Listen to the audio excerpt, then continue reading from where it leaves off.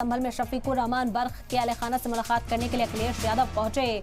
अखिलेश यादव का परिवार वालों से ताजियत का इजहार देखने को मिला। शफीकुर रहमान बर्क को उन्होंने खराज अकीदत पेश किया। शफीकुर रहमान बर्क अपने लोगों की बात उठाते थे।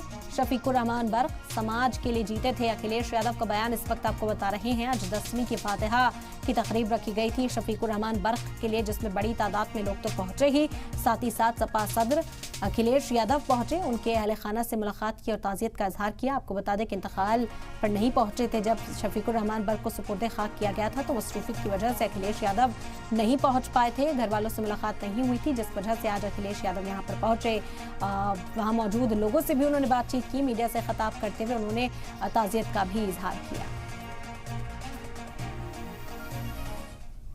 वो कभी कौन नाराज होगा, कौन क्या सोचेगा, इसके बारे में कम सोचते थे, बल्कि जो बात सही होती थी वो ज़्यादा महत्वपूर्ण समझते थे। लोकसभा में मैंने उनको देखा,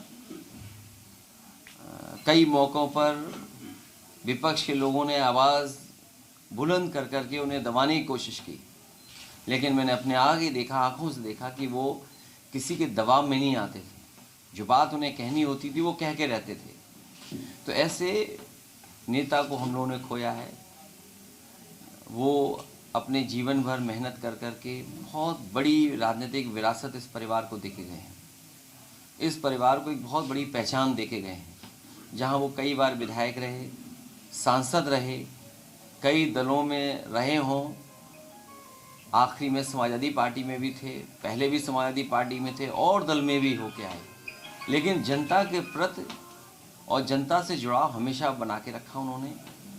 हमें उम्मीद है ये परिवार जो राजनीतिक विरासत बर्क साहब देके गए हैं उसको लेकर के जाएंगे।